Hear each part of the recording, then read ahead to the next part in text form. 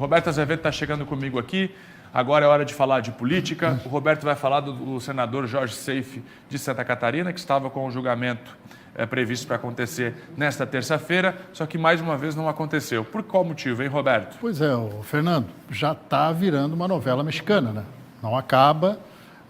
Na primeira votação, lá no dia 4, simplesmente não teve como seguir porque havia o compromisso dos ministros do TSE com a sessão do STF. Ontem à noite foi o relator, aí nós estamos acompanhando o momento em que o presidente do TSE, o ministro Alexandre de Moraes, anuncia que há ausência de Azevedo Marques e, por isso, o relator da ação que pede a cassação do senador Jorge Seife não haveria como seguir. Foi uma medida de última hora.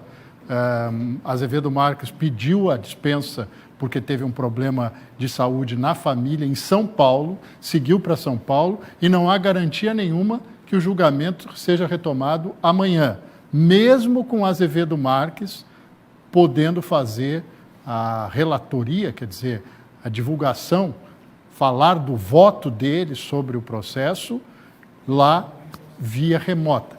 Vamos recuperar o caso, porque nós temos aqui o gráfico que é o grande pano de fundo para esta situação que está acontecendo lá em Brasília com Jorge Seife.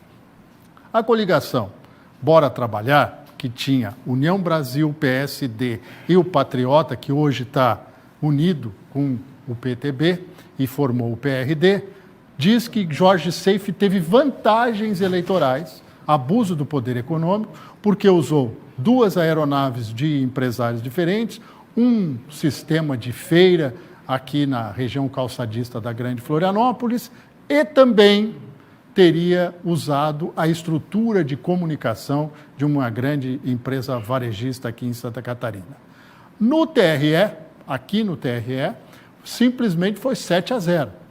Os juízes do Tribunal Regional Eleitoral de Santa Catarina desconheceram a denúncia feita pela coligação Bora Trabalhar e simplesmente consideraram que isso não foi o fator que desequilibrou a eleição a favor de Jorge Seife.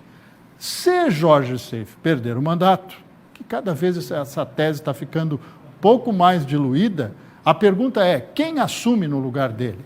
Hoje o entendimento é de nova eleição para substituir Seife.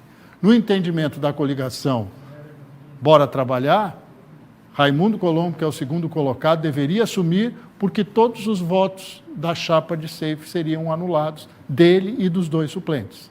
Então, esta é uma questão que só vai ser decidida, provavelmente, depois do julgamento no Tribunal Superior Eleitoral, lá no Supremo Tribunal, porque é uma questão constitucional. Mas isso movimenta os bastidores. Fernando, temos fila de pré-candidato a senador, caso ocorra. Não, temos, principalmente no partido de Jorge Seife, no Partido Liberal. Para pegar a vaga do PL. Então, quer dizer, porque todo mundo sabe que aqui em Santa Catarina o 22 do PL é uma garantia de quase eleição, mas precisa ir lá para a urna votar.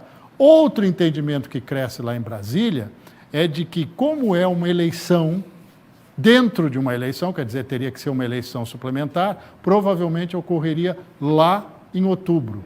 E há um prejuízo natural para Santa Catarina que ficaria sem o senador até lá. Mas volto a dizer, todas estas especulações só se Jorge Seife perder o mandato.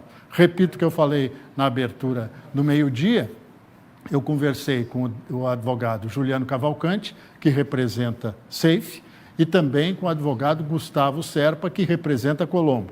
Eles não têm ideia, ainda não têm informação de quando será o novo julgamento. Se vai acontecer na sessão de amanhã, acham que é pouco provável, ou em outra data a ser marcada pelo ministro Alexandre de Moraes. Na pauta do TSE, não tem nada. Não tem nada. Roberto Azevedo com a gente aqui no meio-dia, sempre com a opinião política, e desta vez uma análise profunda do caso do senador Jorge Seife, que pode